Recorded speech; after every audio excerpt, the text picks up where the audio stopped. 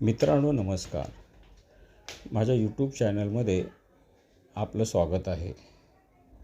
आज आपण कथा ऐकणार आहोत शिवरात्रीची.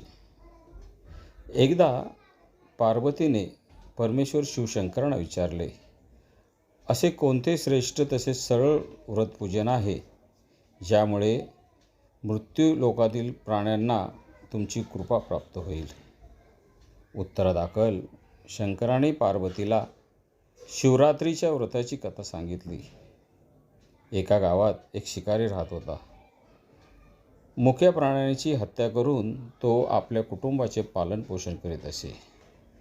तो सावकाराचा कर्जदार होता. त्याने त्याला कर्ज वेळेवर चुकवले नाही. त्यामुळे संतापून सावकाराने शिकाऱ्याला शिवमठात कैदी बनवले. योगायोगाने त्या दिवशी शिवरात्र होती. शिकारी ध्यानमग्न होऊन शिवासंबंधित धार्मिक गोष्टी ऐकत राहिला.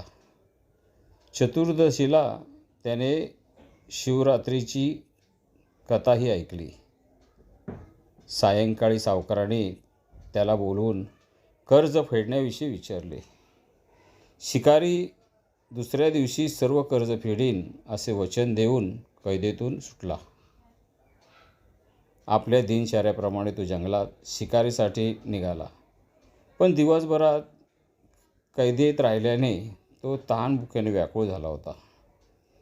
शिकार करण्यासाठी तो तलावकाठाच्या बेलपत्राच्या झाडावर मचाण बांधून राहिला.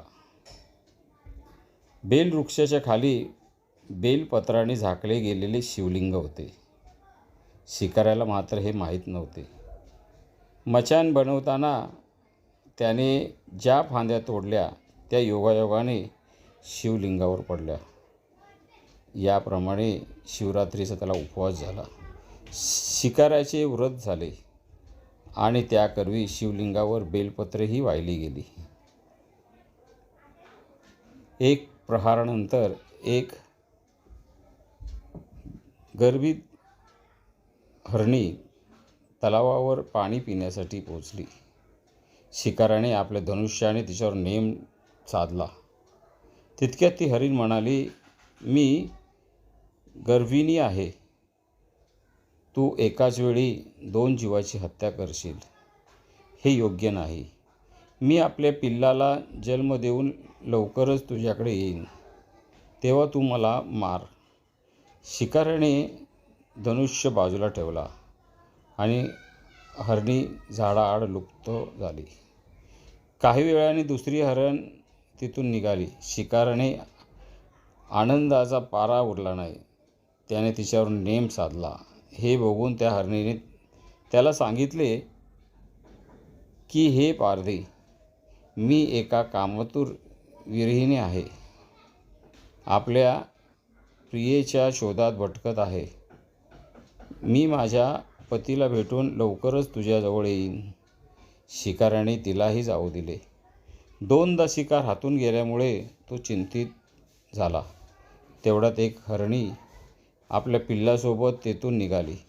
शिकाऱ्याला जणू सुवर्णसंधीच मिळाली. त्याने धनुष्याला बाण लावला आणि बाण सोडणार तेवढ्यात ती हरीण बोलली, हे पारधी, मी माझ्या पिल्लाला त्याच्या वडिलांकडे सोडून लगेच येते.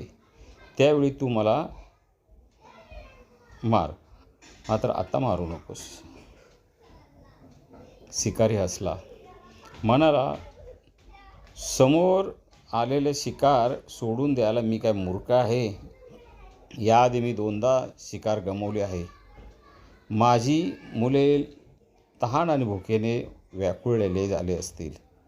उत्तरादाखल हरणी म्हणाली, जशी तुला आपल्या मुलाची काळजी वाटते तशीच मलाही वाटत आहे. त्यामुळे मी फक्त काही काळापुरतेच तुला माझ्याकडून जीवदान मागते. माझ्यावर विश्वास ठेव, मी लगेच परत येईन. हरणीचा तो व्याकुळ स्वर ऐकून शिकाऱ्याने तिला त्याची दया आली आणि तिला जाऊ दिले.